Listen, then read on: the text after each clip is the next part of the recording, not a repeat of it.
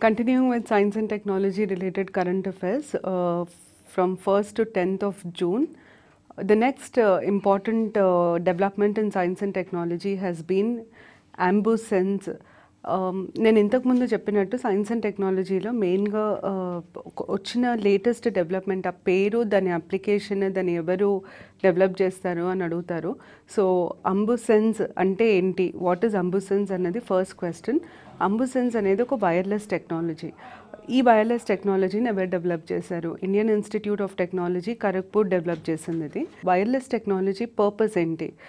Question ఎలా అడుగుతారంటే, AmbuSense recently wireless technology recently developed by IIT Kharagpur is related to which of the following or serves which of the following purposes అని అడుగుతారు. అప్పుడు answer ఇది బేసిక్గా ఈ టెక్నాలజీని condition of patients who are transported in ambulances, వాళ్ళ కండిషన్ని monitor చేయడానికి డెవలప్ చేసిన టెక్నాలజీ ఇది. సో బేసిక్గా AmbuSense అనేది హెల్త్ సెక్టర్కి యూజ్ చేసే టెక్నాలజీ. అంబులెన్సెస్ని మానిటర్ చేసే టెక్నాలజీ. దీన్ని డెవలప్ చేసింది ఐఐటి ఖరగ్పూర్. ఇది ఇంపార్టెంట్. నెక్స్ట్ ఒక రాకెట్, దాన్ని Terrier improved Malemute sounding rocket అంటారు. Question will be a new Terrier improved male mute sounding rocket has been designed recently by which of the following space agencies అని అడుగుతారు. ఈ రాకెట్ని develop చేసింది NASA. దాని తర్వాత next దాని purpose అడుగుతారు. ఈ రాకెట్ పర్పస్ ఏంటి అన్నది బేసిక్గా స్పేస్ స్టడీస్. రాకెట్ అనగానే స్పేస్ స్టడీస్, కానీ స్పేస్లో ఏది? ఈ రాకెట్ని అయనోస్పియర్ని స్టడీ చేయడానికి డిజైన్ చేసింది నాసా. ఇది అయనోస్పియర్ని ఎట్లా స్టడీ చేస్తుంది అంటే, by releasing blue, green and red artificial clouds. అయనోస్పియర్లో జరిగే డెవలప్మెంట్స్ అన్నిటినీ బ్లూ, గ్రీన్ ఇంకా రెడ్ ఆర్టిఫిషియల్ క్లౌడ్స్ని రిలీజ్ చేసి స్టడీ చేస్తుంది. అయితే దీనికి బ్యాక్గ్రౌండర్లో జాగ్రఫీలో ఒక బేసిక్ క్వశ్చన్ ఏది అడగచ్చు అంటే, అయనోస్పియర్ అంటే ఏంటి అని అడగచ్చు. Earth's atmosphere is divided into various spheres. అందులో ఒక స్పియర్నే మనం అయనోస్పియర్ అని అంటాము. ఇక్కడ సోలార్ ఇంకా కాస్మిక్ రేడియేషన్ ఉంటుంది. It is around 75 to 1000 kilometers above the earths surface.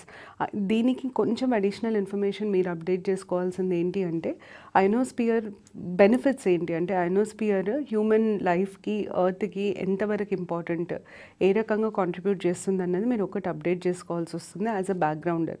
Otherwise దీని మీద జనరల్ క్వశ్చన్ ఎలా ఉంటుందంటే, Terrier improved Malemute sounding rocket has been recently designed by whom, లేదా NASA designed Terrier improved Malemute sounding rocket will be used for which of the following studies to study ionosphere. ఈ రెండు questions అడిగే chances ఎక్కువ ఉన్నాయి. దాని తర్వాత next ఇది important, ఇది GSLV MK3 లాంచ్ గురించి.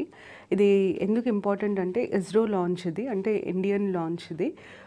ఇంకొక రీజన్ ఇది ఎందుకు ఇంపార్టెంట్ అంటే, this is GSLV MK3 is the most heaviest rocket made by ISRO till date. So question directly will be, which of the following rockets is the heaviest rocket made by ISRO till date? దానికి answer GSLV MK3 వస్తుంది. దాని తర్వాత next GSLV MK3 లో launch అయిన satellite ఏంటి అన్నది. GSAT-19ని launch చేశారు 5th June రోజు. నెక్స్ట్ క్వశ్చన్, GSAT-19 పర్పస్ ఏంటి అన్నది. టెలికమ్యూనికేషన్స్ అండ్ బ్రాడ్కాస్టింగ్ ఏరియాస్కి సంబంధించి కాంట్రిబ్యూట్ చేస్తుంది ఈ స్పేస్ రాకెట్ శాటిలైట్. సో దీని మీద క్వశ్చన్స్ ఫస్ట్ ఏంటంటే, identify the name of the heaviest rocket made by ISRO. Answer దానికి GSLV MK3. Second question will be, GSLV MK3 has recently launched which of the following satellites అన్నప్పుడు GSAT-19. Third question, the recently launched GSAT-19 is related to which of the following అన్నప్పుడు telecommunications and broadcasting. So ఈ 3 questions అడిగే chances ఎక్కువ ఉంటాయి. దాని తర్వాత next Prithvi 2, Prithvi 1, Prithvi 2, Prithvi 3 ఇవన్నీ missile names. Defence related questions ఎప్పుడు అడిగినా కూడా, మిజైల్ మీద క్వశ్చన్స్ అడిగినప్పుడు మోస్ట్ కామన్ క్వశ్చన్ వాటి అప్లికేషన్ బేస్డ్ ఉంటుంది. అంటే అది సర్ఫేస్ టు సర్ఫేసా, లేకపోతే సర్ఫేస్ టు ఎయిరా, ఎయిర్ టు ఎయిర్ మిసైలా, ఇలాంటి క్వశ్చన్స్ ఎక్కువ అడుగుతారు. సో మీరు ఎప్పుడైనా పృథ్వీ ఇంకే పేరు మీరు విన్నా కూడా డిఫెన్స్ రిలేటెడ్ ఫస్ట్ చూసుకోవాల్సింది దాని అప్లికేషన్. పృథ్వీ 2 అనేది సర్ఫేస్ టు సర్ఫేస్ మిజైల్, అది ballistic missile. So surface to surface అనేది చాలా ఇంపార్టెంట్. దాని తర్వాత నెక్స్ట్ ఇండియాలో integrated guided missile development program అని ఒక ప్రోగ్రామ్ లాంచ్ చేశారు 2003లో. అప్పటి నుండి చాలా మిజైల్స్ని లాంచ్ చేశారు. ఆ ప్రోగ్రామ్ కిందనే లాంచ్ చేసింది పృథ్వీ 2. సో దీనికి సంబంధించి ఒకటే క్వశ్చన్ ఏం అడుగుతారు అంటే పృథ్వీ 2 పర్పస్ ఏంటి అన్నప్పుడు సర్ఫేస్ టు సర్ఫేస్ మిజైల్. దాని తర్వాత world's first hybrid aero boat ఎక్కడ బిల్డ్ అయింది, ఎవరు బిల్డ్ చేశారు అన్నది అడుగుతారు. ఫస్ట్ ఏరో బోట్ని బిల్డ్ చేసింది ఇండియా రష్యా టుగెదర్, అంటే it's a joint venture. So question will be the world's first hybrid aero boat is built by which of the two following countries, లేదా is a joint venture of which of the two following countries అన్నప్పుడు India and Russia. దీని మీద ఇంకేం క్వశ్చన్ అడగరు. Aero boat అంటే basically mode of transport which can be used by air as well as through sea, అందుకనే దాన్ని aero boat అంటారు.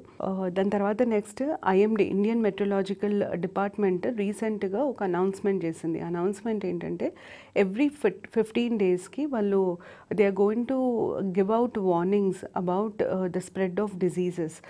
ఏ డిజీజెస్ స్ప్రెడ్ గురించి ఐఎండి వార్నింగ్స్ ఇస్తుంది. యూజువల్గా diseases that are more prevalent depending on the weather conditions, ఆ diseases మీదనే IMD warnings ఇవ్వగలుగుతుంది. కానీ ఈ పర్టిక్యులర్ అనౌన్స్మెంట్లో ఐఎండి 2 డిజీజెస్ని నేమ్ చేసింది. సో మీరు క్వశ్చన్ ఎలా అడుగుతారంటే IMD has recently announced that it will release 15-day fortnight warnings on the likelihood of which of the following diseases అని అడుగుతారు. అట్లాంటప్పుడు answer is malaria and chikungunya. ఈ రెండింటి గురించి ఈ రెండింటి స్ప్రెడ్ గురించి IMD is going to release warnings. దాని తర్వాత నెక్స్ట్ మీకు దీనికి బ్యాక్గ్రౌండర్ అడగాలి అనుకుంటే మలేరియా మీద కొన్ని బేసిక్ క్వశ్చన్స్ అడిగే ఛాన్సెస్ ఉంటాయి. మలేరియా, చికెన్ గునియా రెండు వెక్టార్ బోర్న్ డిజీజెస్, అంటే the spread through mosquito. So diseases గురించి జనరల్గా ఎప్పుడు క్వశ్చన్ వచ్చినా ఫస్ట్ వాళ్ళు అడిగేది ఏంటంటే ఏ టైప్ ఆఫ్ డిజీజ్ అని అడుగుతారు. వెక్టార్ బోనా, లేకపోతే ఫుడ్ బోనా, ఎయిర్ బోనా, వాటర్ బోనా. వెక్టార్ అన్నప్పుడు it spreads through organism. So vector, food, water, air, ఈ 4 ఏ టైప్. దాని తర్వాత నెక్స్ట్ అడిగేది ఏంటంటే ఆ డిజీజ్ క్యారియర్ ఎవరు, మస్కిటోనా, కొన్ని డిజీజెస్కి బ్యాట్స్, ఫర్ ఎగ్జాంపుల్ ఎబోలాకి bat, fruit bat carrier. So అట్లా క్యారియర్, ఈ డిజీజ్ క్యారియర్ ఏంటి. దాని తర్వాత నెక్స్ట్ అడిగేది ఈ డిజీజ్కి ఉండే సిమ్టమ్స్ ఏంటి. నెక్స్ట్ అడిగేది ఈ డిజీజ్కి ఏ రకమైన టెస్ట్ చేస్తారు అని అడుగుతారు. దాని తర్వాత ఫైనల్గా ఈ డిజీజ్కి యూజ్ చేసే మెడిసిన్లో వాడే కెమికల్ని కానీ లేదా ఏదైనా ట్రీని వాడితే ఆ ట్రీ గురించి కానీ అడిగే ఛాన్సెస్ ఉంటాయి. ఫర్ ఎగ్జాంపుల్ మలేరియా కాజింగ్ మస్కిటోస్ని చంపాలి అంటే అవి బ్రీడ్ అయ్యే వాటర్లో గ్యాంబూ ఫిష్ని రిలీజ్ చేస్తారు. సో ఇట్లాంటి క్వశ్చన్స్ అడిగే ఛాన్సెస్ ఉంటాయి ఒకవేళ డిజీజెస్ గురించి అయితే. ఐఎండి గురించి అడిగే ఛాన్సెస్ కూడా ఉన్నాయి. Indian meteorological department, it is the principal agency, అంటే most important agency which is responsible for forecasting weather in India. It works under the union ministry of earth sciences and headquarters ఎక్కడ ఉంది అంటే న్యూఢిల్లీ. యూజువల్గా government agencies, ఇట్లాంటి agencies గురించి అడిగే question, most common question ఏంటి అంటే అది ఎక్కడ బేస్ అయి ఉంది, దాని హెడ్ క్వార్టర్స్ ఎక్కడ ఉంది అని అడుగుతారు. So IMD is located in New Delhi. 499 new species have been discovered. ఇక్కడ కాంటెక్స్ట్ ఏంటంటే India is a very biodiverse rich country. అయితే ఇండియాకు ఆల్రెడీ ఉన్న బయోడైవర్సిటీకి కొత్తగా 499 స్పీషీస్ని డిస్కవర్ చేసి యాడ్ చేశారు. సో దీనికి రిలేటెడ్ క్వశ్చన్స్ ఎలా అడుగుతారంటే how many new species have been added recently in the span of 1 year to India's biodiversity అన్నప్పుడు 499. అయితే ఇది మనకు ఎలా తెలిసింది? ఆబ్వియస్లీ ఏదైనా రిపోర్ట్ ఉండాలి. ఈ రిపోర్ట్ని ఎవరు పబ్లిష్ చేశారు? ఈ రిపోర్ట్ యానిమల్ డిస్కవరీస్ 2016 అనే ఒక రిపోర్ట్, ప్లాంట్ డిస్కవరీస్ 2016 అనే ఒక బుక్, ఈ 2 బుక్స్ని రిలీజ్ చేశారు. యానిమల్ డిస్కవరీస్ 2016ని రిలీజ్ చేసింది geological survey of India. Plant discoveries 2016ని రిలీజ్ చేసింది బొటానికల్ సర్వే ఆఫ్ ఇండియా. ఈ 2 బుక్స్ ప్రకారంగా 499 కొత్త స్పీషీస్ని ఇండియాలో డిస్కవర్ చేశారు. అయితే దీనికి కొంచెం బ్యాక్గ్రౌండ్ బ్యాక్గ్రౌండ్కి వెళ్తే botanical survey of India, zoological survey of India ఎప్పుడు స్టార్ట్ అయ్యాయి, ఎప్పుడు ఎస్టాబ్లిష్ అయ్యాయి, వాటి పర్పస్ ఏంటి అని అడిగే ఛాన్సెస్ ఉన్నాయి. బొటానికల్ సర్వే ఆఫ్ ఇండియా 1890లో ఎస్టాబ్లిష్ అయింది. జువలాజికల్ సర్వే ఆఫ్ ఇండియా 1916లో ఎస్టాబ్లిష్ అయింది. ఈ రెండు మెయిన్ పర్పసెస్ ఏంటి అంటే టాక్సనామీ స్టడీస్. బొటానికల్ అయితే టాక్సనామీ స్టడీస్ ఆఫ్ ప్లాంట్, జువలాజికల్ అంటే టాక్సనామీ స్టడీ ఆఫ్ యానిమల్. టాక్సోనమీ అంటే సిస్టమాటిక్గా ఆర్గనైజింగ్ ఆర్గానిజమ్స్ ఆర్ క్యారెక్టరైజింగ్ ఆర్గానిజమ్స్ని మనం టాక్సోనమీ స్టడీ అంటాం. ప్లాంట్ టాక్సోనమీ అంటే ప్లాంట్ క్లాసిఫికేషన్, యానిమల్ టాక్సోనమీ అంటే యానిమల్ క్లాసిఫికేషన్. సో ఈ taxonomy plant related botanical survey of India, animal related zoological survey of India. దాని తర్వాత next కెల్ట్ 9B అనే కొత్త డిస్కవరీ జరిగింది స్పేస్లో. ఇలాంటి డిస్కవరీస్ జరిగినప్పుడు ఫస్ట్ క్వశ్చన్ ఏమడుగుతారంటే KELT 9B is related to what? అంటే ఏంటది? Is it a star? Is it a new planet? Is it a satellite, natural satellite roaming around a planet? Is it a meteor? ఏంటి అన్నది question ఉంటుంది. కెల్ట్ 9B అనేది is an exoplanet. Exoplanet అన్న word ఎక్కడ వాడతాము అంటే any planet which is not a part of our solar system is called as an exoplanet, అంటే which is not revolving, orbiting around sun is called as a exoplanet. అయితే this is a planet which is discovered outside the solar system, కాబట్టి దీన్ని exoplanet అంటారు. దాని తర్వాత next important science and tech related development ఏంటి అంటే protocol for antibiotics has been revised by WHO. Antibiotic use బాగా ఎక్కువై డ్రగ్ రెసిస్టెంట్ డిజీజెస్ వస్తున్నాయి. And India is very very vulnerable for drug resistant diseases. ఎందుకంటే మన దగ్గర ఏ ట్యాబ్లెట్ దేనికి వాడుతున్నాము, ఎందుకు వాడుతున్నాము, అది వేసుకోవచ్చా లేదా. ఇంకొక మేజర్ ప్రాబ్లం ఏంటంటే యాంటీబయాటిక్స్ మన దగ్గర ఇండియాలో కంటిన్యూస్గా వాడరు. ఒక కోర్స్ ఉందనుకోండి, 3-4 డేస్ కోర్స్ అయితే సెకండ్ డేకో థర్డ్ డేకో ఆపేస్తారు యూజువల్లీ. దానివల్ల యాంటీబయాటిక్ నెక్స్ట్ టైం తీసుకున్న పని చేయకుండా పోతుంది. సో ఇలాంటి ల్యాక్ ఆఫ్ నాలెడ్జ్ అనండి, లేదా డాక్టర్స్ సరిగ్గా గైడ్ చేయకపోవడం వల్ల ఇలాంటి తప్పులు జరుగుతుంటాయి. దీనివల్ల ఏమవుతుందంటే more and more diseases in India are becoming drug resistant diseases ఎక్కువైపోతున్నాయి. సో ఇక్కడ ఈ డ్రగ్ రెసిస్టెన్స్ తగ్గించడానికి, యాంటీబయాటిక్ యూసేజ్ మీద ప్రాపర్ ఐడియా ఇవ్వడానికి WHO ఏం చేసిందంటే ఉన్న ప్రోటోకాల్ని, అంటే ప్రోటోకాల్ అంటే rules and regulations related to use of antibiotics, ఆ ప్రోటోకాల్ని రివైజ్ చేసింది. ఈ రివిజన్కి మెయిన్ ఉద్దేశము టు అవాయిడ్ డ్రగ్ రెసిస్టెన్స్. ఈ పర్టిక్యులర్ ఈవెంట్కి సంబంధించి క్వశ్చన్ డెఫినెట్గా why did WHO recently revise the protocol for antibiotics అని అడుగుతారు. Answer to which is to avoid drug resistance. ఇండియాలో మేజర్ క్రైసిస్ హెల్త్ సెక్టర్లో that we are facing today is drug resistant టీబీకి course సరిగ్గా వాడకపోతే మళ్ళీ అది వచ్చిన తర్వాత it becomes drug resistant. So drug resistant diseases are high worldwide. ఇండియాలో ఆ ఇన్సిడెన్సెస్ ఇంకా ఎక్కువ ఉన్నాయి. ఈ డ్రగ్ రెసిస్టెన్స్ ప్రాబ్లమ్ని తగ్గించడానికి WHO ఈ ప్రోటోకాల్ని రివైజ్ చేసింది. అయితే ఎలా దీన్ని ఇంప్లిమెంట్ చేయబోతుంది WHO? బేసిక్గా ఏం చేసిందంటే యూజ్ చేసే అన్ని డ్రగ్స్ని 3 కేటగిరీస్ కిందకి డివైడ్ చేసింది. ఒకటి యాక్సెస్, ఇంకొకటి వాచ్, ఇంకొకటి రిజర్వ్. యాక్సెస్ అంటే చాలా కామన్గా యూజ్ చేసే డ్రగ్స్. ఫర్ ఎగ్జాంపుల్ మనం డాక్టర్ని కూడా కన్సల్ట్ చేయకుండా ఎవరికైనా బేసిక్ నాలెడ్జ్ ఉండి యూజ్ చేసే డ్రగ్స్ని యాక్సెస్ డ్రగ్స్ అంటారు.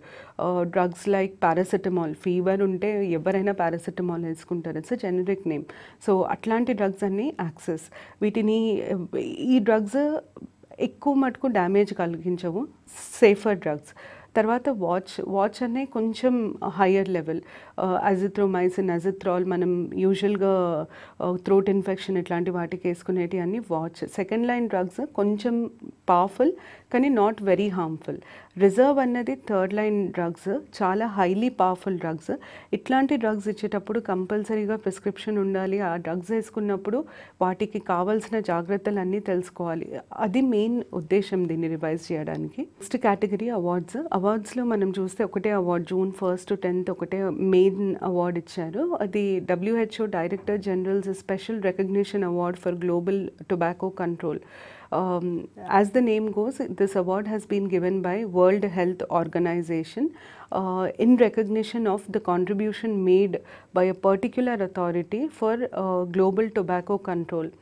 And this award is very important this time because it has been given to our minister, Union Minister of Health and Family Welfare, JP Nadda.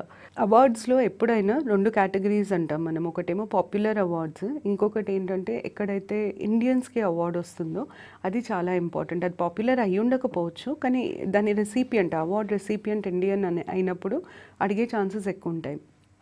Popular awards అంటే Nobel prizes, Padma Bhushan, Padma Shri, Bharat Ratna, film awards, national film awards, ఇవన్నీ popular awards. అయితే ఈ award ఎందుకు important అంటే, as a said, ఇది the recipient of this award is an Indian. Union minister of health and family welfare is the recipient. Basically, this award has been given in recognition to the Government of India's initiatives to control tobacco usage in India. But for example, ఎప్పుడైనా గమనించుంటే cigarette packets మీద warnings, pictorial warnings ఇస్తుంది government. 80% of the packet should contain pictorial warnings, basically to discourage people from consuming tobacco. So ఇట్లాంటి initiatives చేయడం వల్ల ఇండియాలో tobacco usage కొంచెం తగ్గింది. Actually, Indialo oral cancer is rated as one of the highest killing cancers in India.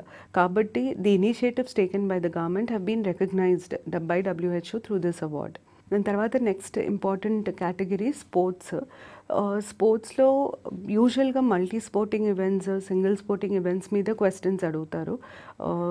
ఎప్పుడైతే multi sporting కానీ single sporting events కానీ జరిగితే, ఫర్ ఎగ్జాంపుల్ ఛాంపియన్స్ ట్రోఫీ రీసెంట్గా జరిగింది, అలాంటివి అడిగినప్పుడు వెన్యూ చాలా ఇంపార్టెంట్. ఎక్కడ జరిగింది ఆ స్పోర్టింగ్ ఈవెంట్ అన్నది అడుగుతారు.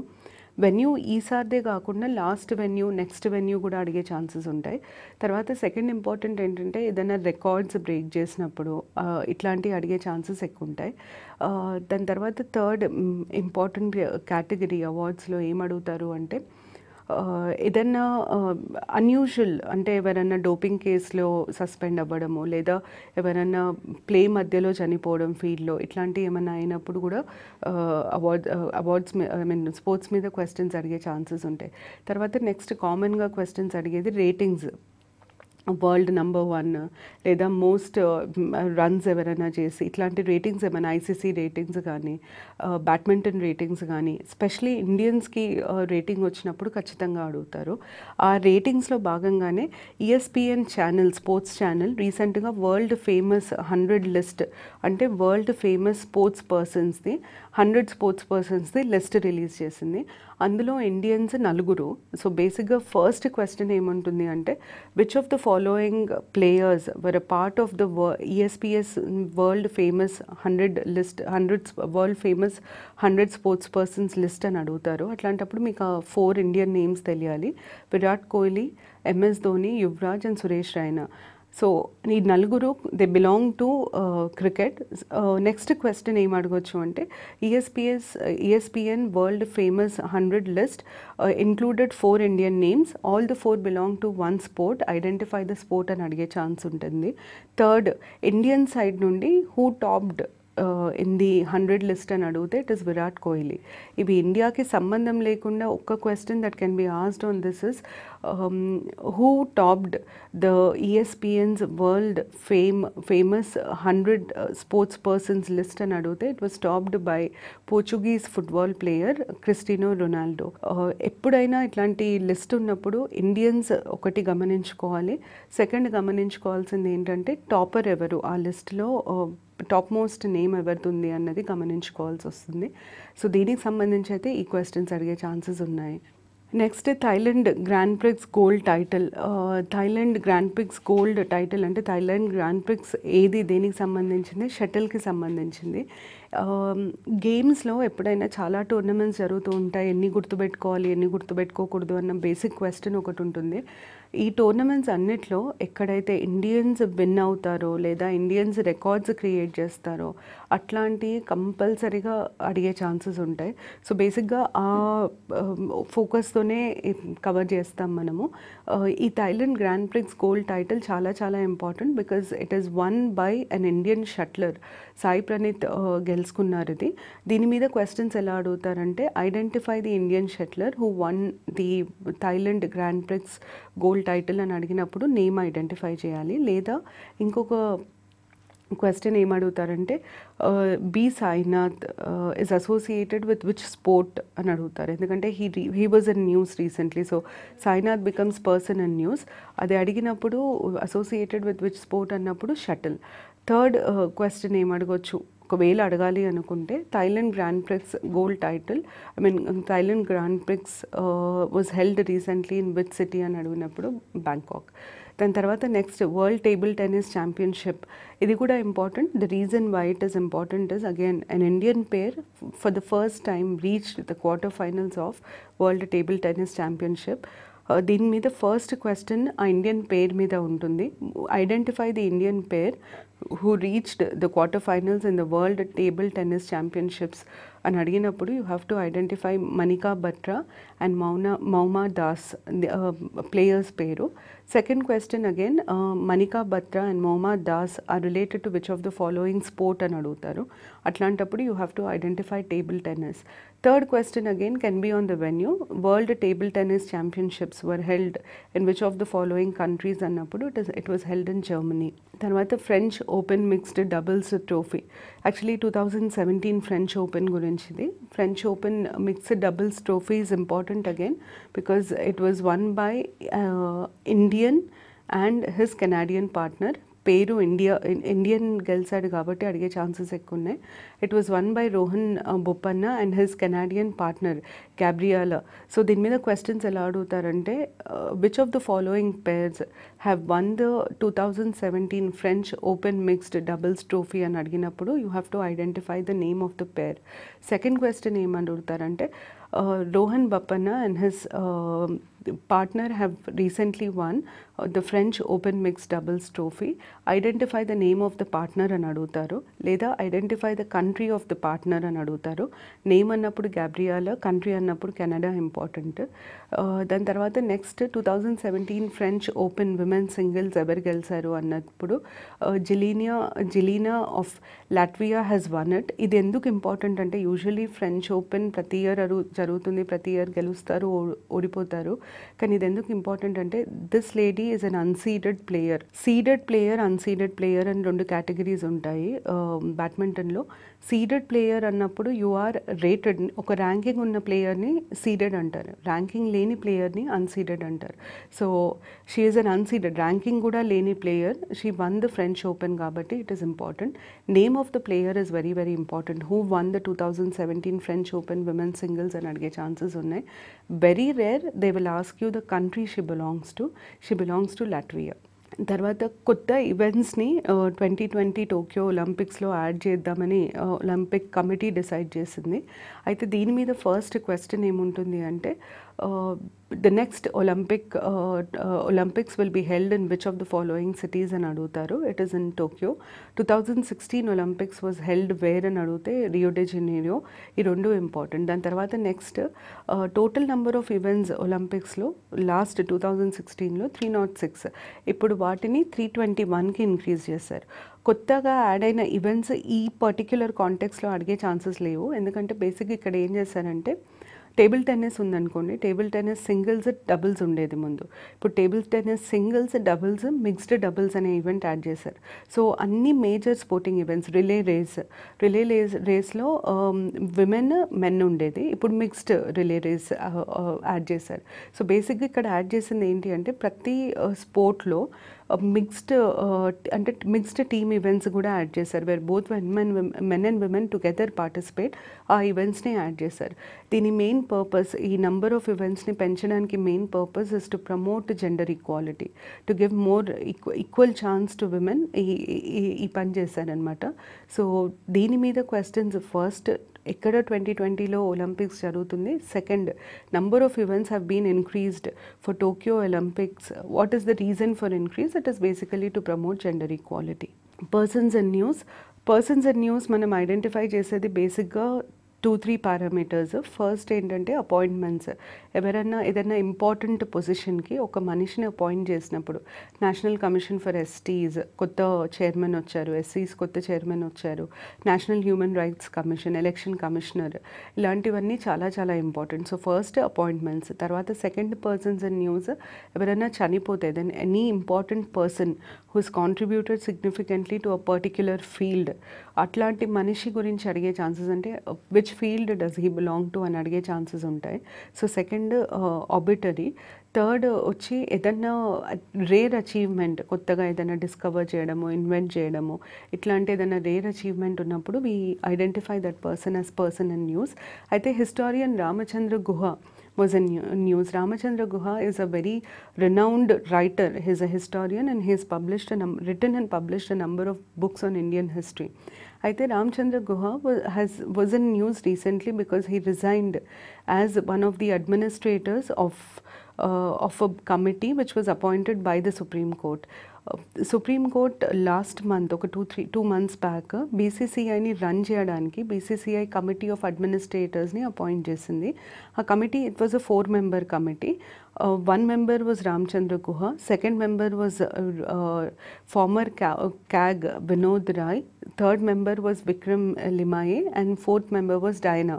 She is a former Indian women cricket captain. ఈ నలుగురిని అపాయింట్ చేసింది సుప్రీం కోర్ట్. అయితే ఈ కాంటెక్స్లో బీసీసీఐలో జరిగిన రీసెంట్ డెవలప్మెంట్స్ చాలా important. There has been BCCI, Board of Cricket Control of India, is a self-regulatory body. అది government affiliated body కాదు. It is formed as a society and it is a self-regulatory. అంటే వాళ్ళే members ఉంటారు, వాళ్ళే elections conduct చేసుకొని వాళ్ళే office బేరర్స్ని elect చేసుకుంటారు. It is a self regulatory body. కాకపోతే అన్ని స్పోర్ట్స్లో ఇండియాలో the most famous and followed sport is cricket. Over a period of time బీసీసీఐలో చాలా మిస్అప్రాప్రియేషన్, కరప్షన్ పెరగడము, మిస్అప్రాప్రియేషన్, పవర్ కోసం గొడవలు జరగడం, ఇలాంటి ఇన్సిడెంట్స్ చాలా జరిగినాయి. ఈ ఇన్సిడెంట్స్ మీద పబ్లిక్ ఇంట్రెస్ట్ లిటిగేషన్ ఫైల్ అయినప్పుడు సుప్రీంకోర్టు ఒక కమిటీని అపాయింట్ చేసింది. అసలు బీసీసీఐ ఎలా రన్ అవుతే బాగుంటుంది అని రికమెండ్ చేయడానికి ఒక కమిటీని అపాయింట్ చేసింది. దాన్నే మనము జస్టిస్ లోధా కమిటీ అంటాం. జస్టిస్ లోధా కమిటీ కొన్ని రికమెండేషన్స్ ఇచ్చింది. బీసీసీఐ ఎలా, గవర్నెన్స్ ఎలా ఉండాలి అని రికమెండేషన్స్ ఇచ్చింది. ఆ రికమెండేషన్స్ అనుగుణంగా బీసీసీఐ నడుచుకోలేదు కాబట్టి బీసీసీఐ ప్రెసిడెంట్ని, సెక్రటరీని తీసేసి సుప్రీంకోర్టు వాళ్ళ ప్లేస్లో కమిటీ ఆఫ్ అడ్మినిస్ట్రేటర్స్ని అపాయింట్ చేసింది. ఆ కమిటీ ఆఫ్ అడ్మినిస్ట్రేటర్స్లో 4, కానీ రామచంద్ర గుహ రిజైన్ చేశారు. సో ఫస్ట్ క్వశ్చన్ ఏముంటుంది అంటే దీని మీద, identify the name of the person who has recently resigned from the committee of administrators of BCCI appointed by the Supreme Court అన్నప్పుడు you have to identify Ramchandra Guha's name. Second question that can be asked is, who amongst the following is a member or not a member of the Supreme Court appointed Committee of Administrators for BCCI? ఇది second question. Third, as a backgrounder అడిగే chances ఏమున్నాయంటే, Supreme Court has removed who among the following as the president of BCCI అన్నప్పుడు it was Anurag Thakur and secretary of BCCI was Ajay Shikre. కానీ Anurag Thakur name ఎక్కువ important. దాని తర్వాత last and most important question is, which of the following committees was appointed by the Supreme Court to recommend on improving governance in BCCI అని అడిగితే అది Lodha committee. Lodha committee is very very important. దాని తర్వాత next person in news is Ganesh Neelakanta Nayyar. Ganeshan Neelakanta Iyer is important because he has been nominated as a member of the Umpires and Referees Committee by International Table Tennis Federation. It is a very rare honor. I think it is the first person to be appointed. ఇట్లాంటి questions బాగా అడుగుతారు. ఏదైనా international ఆర్గనైజేషన్కి కానీ international recognition ఒక ఇండియన్కి వచ్చినప్పుడు అడిగే chances ఎక్కువ ఉంటాయి. సో దీని మీద క్వశ్చన్ స్ట్రేట్గా అడుగుతారు. Who is the first Indian to be appointed as a member of the Empires and Reference Committee by ITTF అని అడిగితే answer should be Ganeshan Neelakanta Iyer. దాని తర్వాత Leo Varadkar. World wide settlers, I mean persons of Indian origin have become prime ministers, members of parliament. Leo Varadkar is in news because he is an Indian origin person and recently selected as the prime minister of Ireland. So question will be, identify the name of the Indian origin person who has been recently selected as prime minister of Ireland అన్నప్పుడు his name is Leo Varadkar. దాని తర్వాత next important Shashi Shekhar Vempati. Shashi Shekhar Vempati has been in news because he has been appointed as CEO of Prasar Bharati. ఈ appointment చాలా important, ఎందుకంటే ఈ appointment చేసింది the appointment was made on the basis of recommendation of a committee. This committee was headed by the vice president. Of late Prasar భారతిలో internal politics వల్ల there has been a lot of disturbance in terms of working of Prasar Bharati. ఈ disturbance లేకుండా, favouritism bias లేకుండా proper appointment జరగడానికి ఒక కమిటీని constitute చేశారు. This committee was headed by the vice president and this committee recommended Shashishekhar Vempati's name for CEO of Prasar Bharati. కాబట్టి ఇది important. దీనికి question will be very straight. Who among the following have been recently appointed as CEO of Prasar Bharati అని అడుగుతారు. దాని తర్వాత next important news, Nepal prime minister మారారు. Name of the new Nepal prime minister and the party he belongs to will be asked. The new name of the new Nepal Prime Minister is Sher Bahadur Deuba. దాని తర్వాత party he belongs to is UML. So ఈ రెండు note చేసుకుంటే సరిపోతుంది. Sachin Tendulkar was in news during this period. What was the purpose? He was chosen as a ambassador, as a campaigner of a UNICEF campaign. So question ela adutarante, who among the following was recently taken as joined the UNICEF's Super Dads campaign అని అడిగినప్పుడు it is Sachin Tendulkar. Super Dads campaign main ఉద్దేశం ఏంటంటే, as the name goes, to highlight the role of a father in a child's life. దాన్ని highlight చేయడానికి super dad's campaign అనేది UNICEF start చేసింది. ఇండియాలో దీన్ని ప్రమోట్ చేయడానికి ఒప్పుకుంది సచిన్ టెండూల్కర్. దాని తర్వాత next, Hoshiyar Singh is the name of the person who has been appointed as the registrar of copyrights. So question will be directly asked, who among the following has been recently appointed as registrar of copyrights? Hoshiyar Singh. ఈ question central government related ఎగ్జామ్స్కి అడిగే chances ఎక్కువ ఉన్నాయి, state గవర్నమెంట్కి ఈ question అడిగే chances తక్కువ ఉన్నాయి. తర్వాత నెక్స్ట్, ఇది చాలా చాలా important. NASA from time to time identifies a few people, selects them as astronauts and trains them to send them into space. Kalpana Chawla was one of them, first astronaut, India American astronaut. అలాగే ఈసారి NASA select చేసిన 12 new ఆస్ట్రోనాట్స్లో ఒక Indian American ఉన్నారు. The name of that person is very very important. ఈ bit ఈ 1.5 monthలో జరిగే ఎగ్జామ్స్లో అడిగే ఛాన్సెస్ చాలా ఎక్కువ ఉన్నాయి. సో ఇది బాగా గుర్తుపెట్టుకోవాలి. Question will be very straight and simple. Identify the name of the Indian American who has been selected by NASA in their list of new astronauts.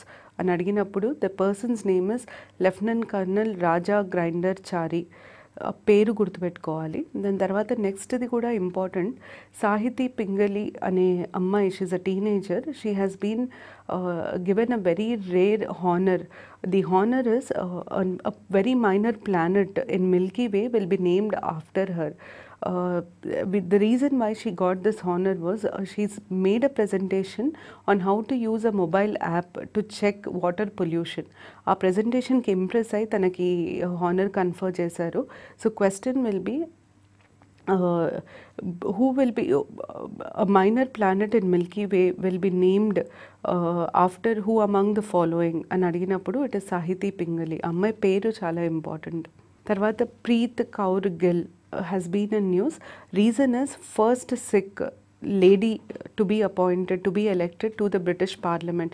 British Parliament ki June lo elections jarigine. So aaj elections lo Indians 12 Indians variki elect ayyaru. Most of them have second time election ఇది. కాకపోతే ఈ 12-13 నేమ్స్లో important 2 names. Preet Kaur Gill ఎందుకు important అంటే first Sikh to be elected to the British parliament's house of common. తర్వాత తన్మన్జీత్ సింగ్ దేశీ కూడా important, ఎందుకంటే first turban wearing Sikh to be elected to the house of common. So వీళ్ళిద్దరు పేర్లు గుర్తుపెట్టుకోవడం ఇంపార్టెంట్. తర్వాత నెక్స్ట్ ప్లేసెస్ అండ్ న్యూస్.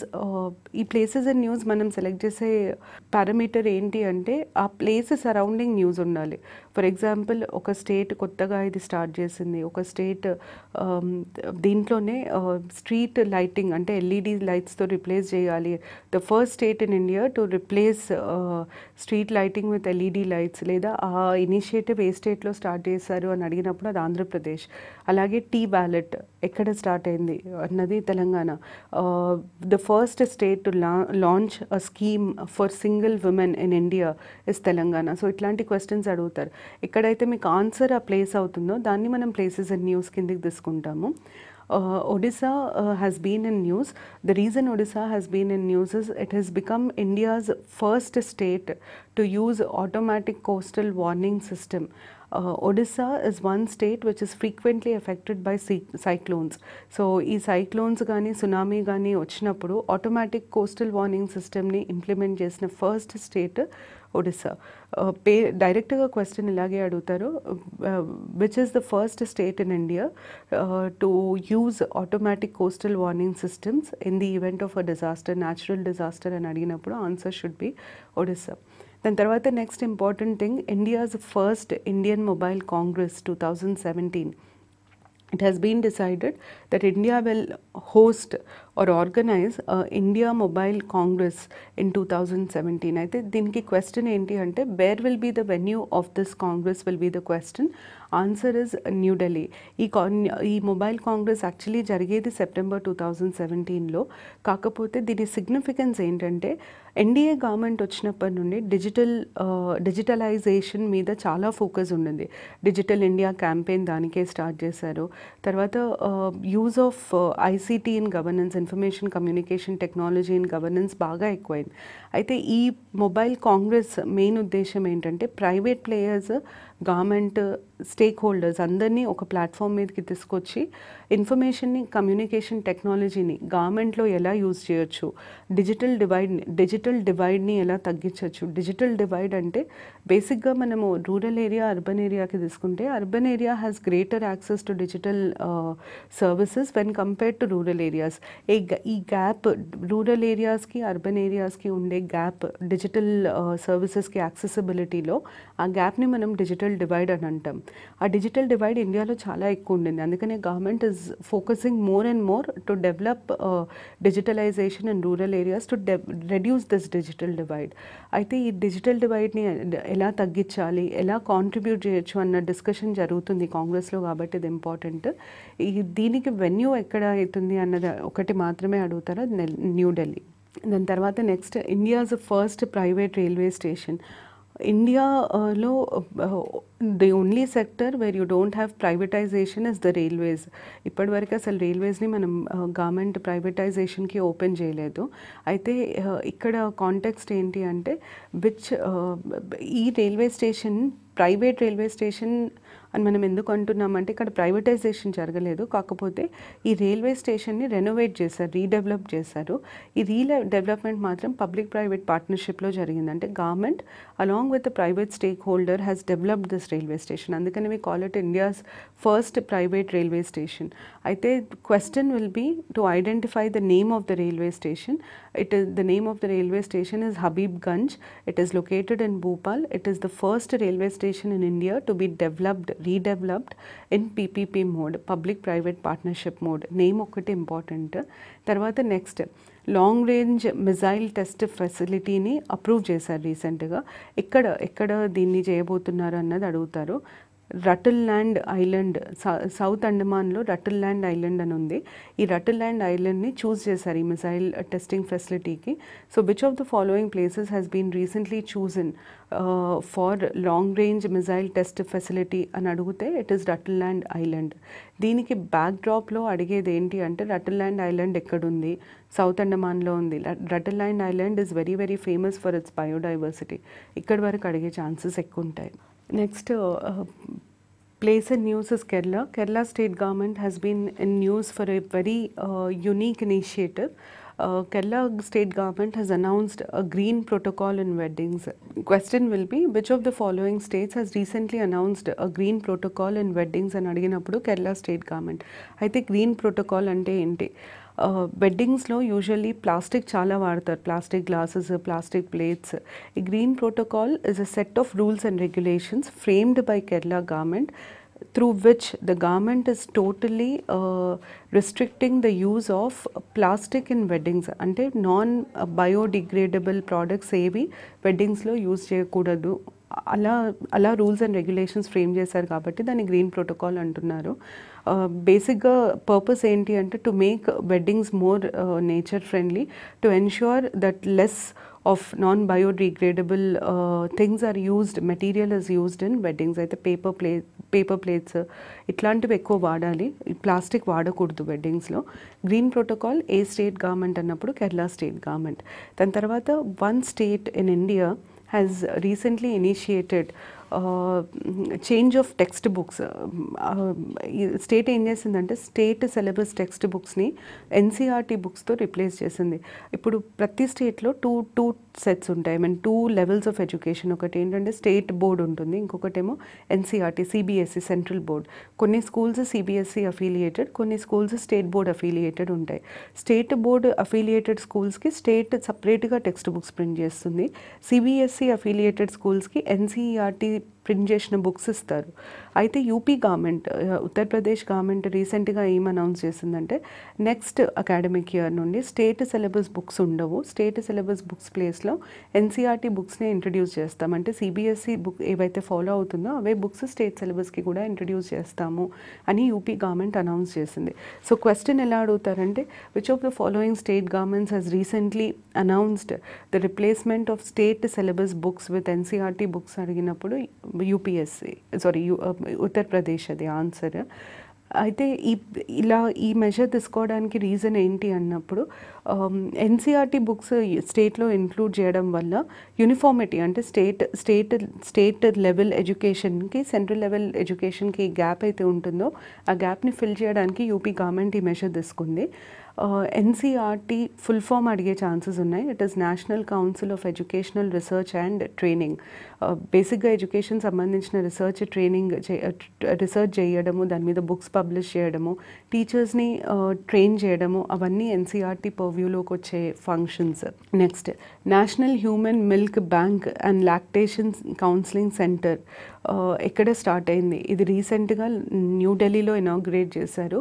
ఈ సెంటర్కి ఇంకొక నేమ్ కూడా ఉంది, వాత్సల్య మాతృ అమృత్ కోష్, అంటే హిందీలో నేమ్ ఇది.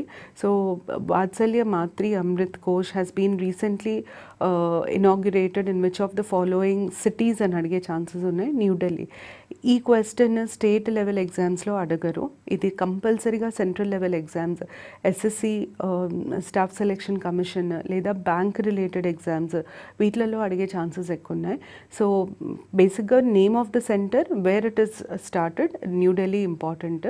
అయితే ఈ సెంటర్కి ఒక ప్రత్యేకత ఉంది. ఈ సెంటర్ స్పెషాలిటీ ఏంటంటే it is the biggest public sector milk bank in North India, therefore it is important. Location of the centre is important, it is New Delhi.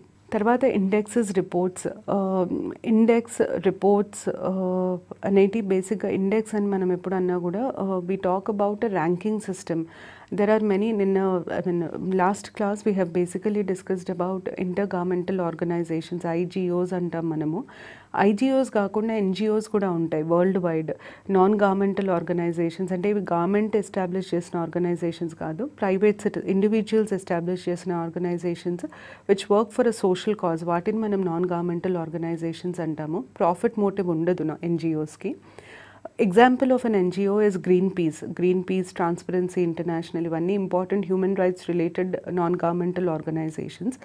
So ఈ నాన్ గవర్నమెంటల్ ఆర్గనైజేషన్స్ కొన్ని యూజువల్గా వాళ్ళ స్పియర్లో కంట్రీస్ని ర్యాంక్ చేస్తాయి. For example transparency international is a non governmental organization. దాని sphere of work ఏంటి అంటే కరప్షన్ని హరికట్టడం, ట్రాన్స్పరెన్సీ కరప్షన్ని హరికట్టడం. సో ప్రతిసారి అది కరప్షన్ పర్సెప్షన్ ఇండెక్స్ అని ప్రతి ఇయర్ డిసెంబర్లో రిలీజ్ చేస్తుంది.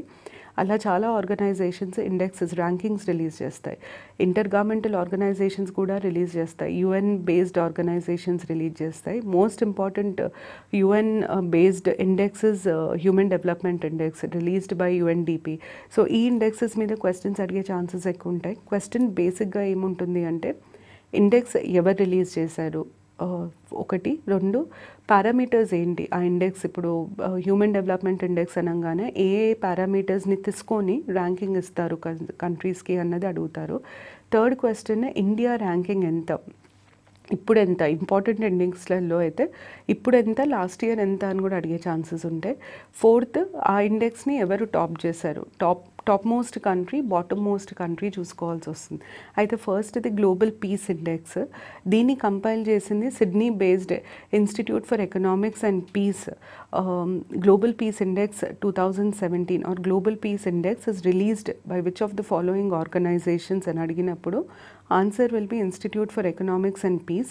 The next question will be what are the parameters. Usually the parameters will be how much of safety and security, peace annam kabatti safety and security undi aa country lo, domestic international conflicts ennu unnai, to what extent do you have militarization ante military rule అని అంటాం మనం, martial rule అది ఉందా లేదా, ఎంత extent వరకు martial rule ఉంది ఆ కంట్రీలో. ఈ పారామీటర్స్ మీద they measure and rank countries.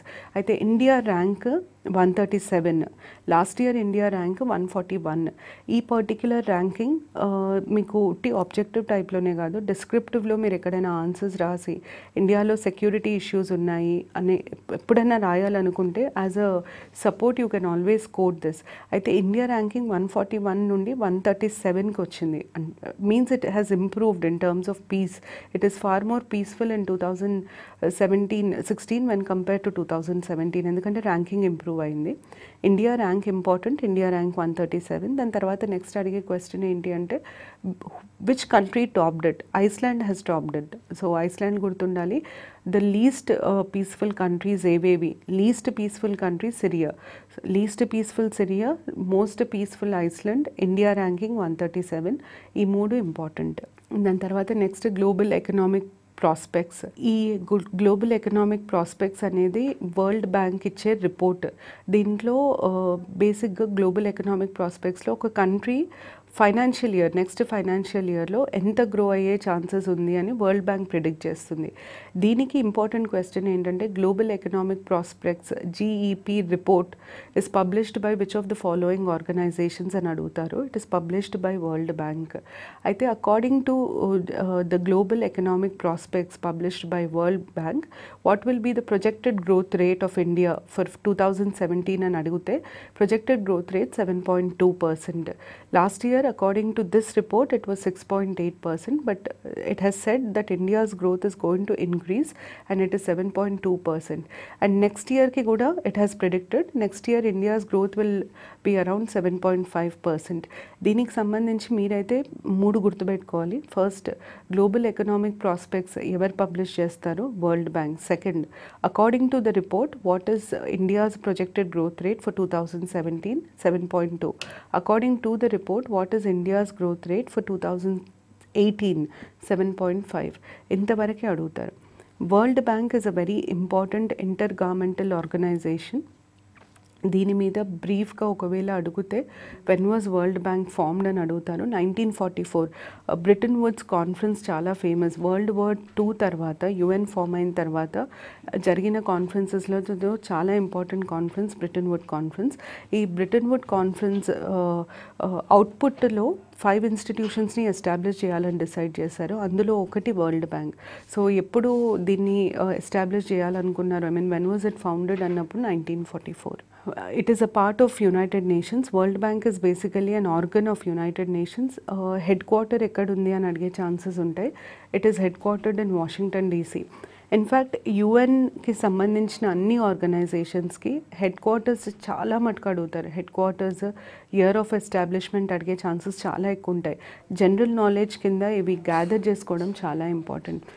Next question world bank మీద ఏమడుగుతారంటే, వరల్డ్ బ్యాంక్ మెయిన్ పర్పస్ ఏంటి? It basically provides loans to developing countries for different programs, developmental programmes.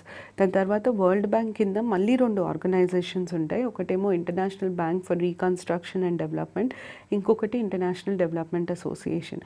So దీని మీద క్వశ్చన్స్ ఎలా అడుగుతారంటే, which of the following are institutions come under or are a part of World Bank అని అడిగినప్పుడు it is IBRD and IDA.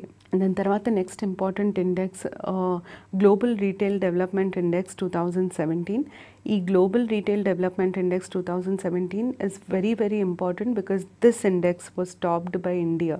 India got the first ranking in this index కాబట్టి 90% తగ్గే chances ఉంటాయి. అయితే ఈ గ్లోబల్ రీటైల్ డెవలప్మెంట్ ఇండెక్స్కి ఇంకొక పేరు కూడా ఉంది. It was actually titled as the age of focus. అది గుర్తుపెట్టుకోవాలి. Then the next thing that they will ask you is, ఎవరు పబ్లిష్ చేశారు? AT Kearney is a London based consultancy which publishes this. It is related to retail business. So 30 developing కంట్రీస్ని వీళ్ళు rank చేసినప్పుడు ఏ కంట్రీలో retail sector బాగా develop అయ్యే ఛాన్సెస్ ఉన్నాయి, డెవలప్ అయ్యింది, అవుతుంది ఫ్యూచర్లో అని అడిగినప్పుడు it was India. First India, second China. So దీని మీద most probable question will B, which of the following countries topped the 2017 Global Retail Development Index published by London-based consultancy AT Kearney అని అడుగుతారు. Answer should be India.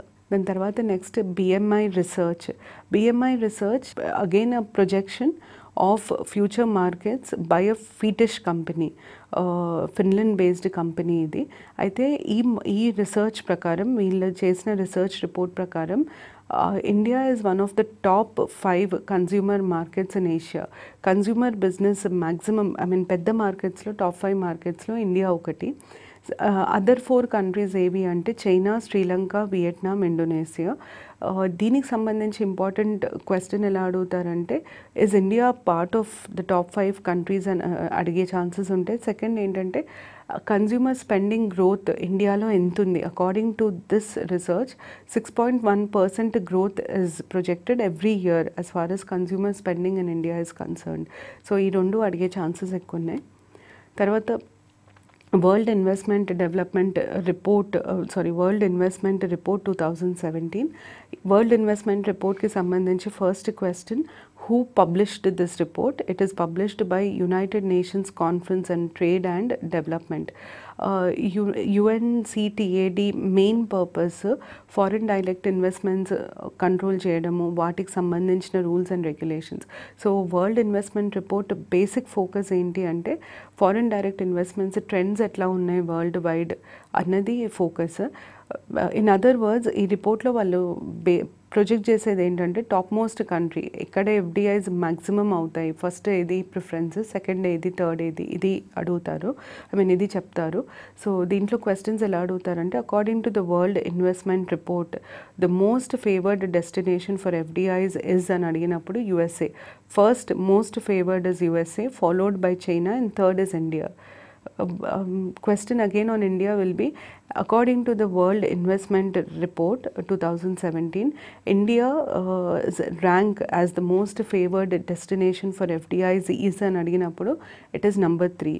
First USA, then China, then India. దాని తర్వాత next అడిగే chances ఏంటి అంటే, ఎంత ఉంది FDI flows ఇండియాలోకి అంటే ఇట్ ఈస్ $44 బిలియన్. కానీ ఈ క్వశ్చన్ అడిగే ఛాన్సెస్ చాలా తక్కువ. బేసిక్గా అడిగేది ఇండియా ర్యాంకింగ్ మీద అడుగుతారు, ప్లస్ వరల్డ్ ఇన్వెస్ట్మెంట్ రిపోర్ట్ ఎవరు పబ్లిష్ చేస్తారు అన్నది అడుగుతారు. నెక్స్ట్ సిమోన్స్ world university rankings 2018. World wide ఉన్న యూనివర్సిటీస్ అరౌండ్ 2,600 యూనివర్సిటీస్ని వాళ్ళ infrastructure, result, teaching parameters, quality of staff ఇవన్నిటిని బేస్ చేసుకొని ఈ ఆర్గనైజేషన్ ర్యాంక్ చేసింది. అయితే దీని మీద ఫస్ట్ క్వశ్చన్ ఏం అడుగుతారంటే which university has topped this rankings అని అడుగుతారు. Masters university has topped it. So first అది గుర్తుపెట్టుకోవాలి. తర్వాత సెకండ్ కామన్ క్వశ్చన్ ఏంటంటే ఇండియన్ యూనివర్సిటీ ఏది, the Indian university which has got list in this ranking అని అడిగితే the first Indian institution, educational institution that got a rank is IIT Delhi 172, followed by IIT Bombay 179 and IISc Indian Institute of Sciences Bengaluru 190. So which of the following Indian educational institutions were a part of the top 200 or were not a part of the top 200?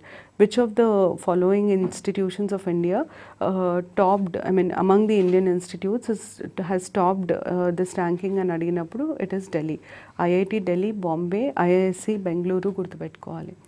తర్వాత important dates, 1st June to 10th June 2 important dates ఉన్నాయి. రెండు చాలా significant. దాంట్లో first important date world Environment day 5th June observe చేస్తాము. ఇది చాలా చాలా కామన్గా అడిగే question, GK related question. So world Environment day ఎప్పుడు సెలబ్రేట్ చేసుకుంటారు అంటే 5th June. మెయిన్ పర్పస్ ఈ డేది అంటే ఏంటి అంటే to raise awareness on environment protection. దీన్ని యాక్చువల్లీ ఆర్గనైజ్ చేసేది United Nations. It is a part of United Nations environment program, UNEP అంటాము. It is a part of that. ఎప్పుడైనా ఈ డేస్ గురించి అడిగినప్పుడు క్వశ్చన్స్ 2 types ఆఫ్ క్వశ్చన్స్ అడుగుతారు. ఒకటి ఏంటి అంటే డేట్ అడుగుతారు, సెకండ్ థీమ్ అడుగుతారు. ప్రతి ఇయర్ ఈ డేకి ఒక థీమ్ ఉంటుంది. ఆ థీమ్ ఏంటి అని అడుగుతారు. సో ఫస్ట్ క్వశ్చన్ దీని మీద world Environment Day is observed every year on అని అడిగినప్పుడు 5th June. What was the theme of the World Environment Day in 2017 అడిగినప్పుడు the theme was connecting people to nature. అయితే ఈ వరల్డ్ ఎన్వైరన్మెంట్ డేకి host country కూడా ఉంది. The host country for this year's World Environment Day is Canada. ఈ 3 గుర్తుపెట్టుకోవాలి, ఇవి important. దాని తర్వాత బ్రీఫ్గా UNEP, United Nations environment Programme గురించి. United Nations environment Programme is an output of United Nations Conference on Human Environment held in 1972. So first question will be, when was UNEP initiated? 1972. UNEP was a result of which of the following UN conferences? UN Conference on Human Environment. Third question, where is UNEP headquartered అని అడిగితే it is in Nairobi, Kenya. ఈ 3 important. దాని తర్వాత next important date వచ్చేసి world Oceans day. World Oceans Day was observed on June 8th. The theme for this World Oceans Day is Our Oceans, Our Futures. ఈ World Oceans డేకి ఇంకొక significance ఉంది. Significance ఏంటంటే for the first time United Nations has organised an ocean conference during this week 5th to 10th జూన్లో. United Nations commemorating World Oceans Day has organised United Nations Ocean Conference. దీనికి సంబంధించి question ఏమడుగుతారంటే the first ever United Nations United Nations Ocean Conference was organised in which of the following cities అని అడుగుతారు. Answer should be New York. So question, World Oceans Day was observed on which date? June 8th. What was the theme of 2017 World Oceans Day? Our Oceans, Our Future. Third question will be, the first ever United Nations Oceans Conference was held in which of the following cities? For which the answer will be New York City.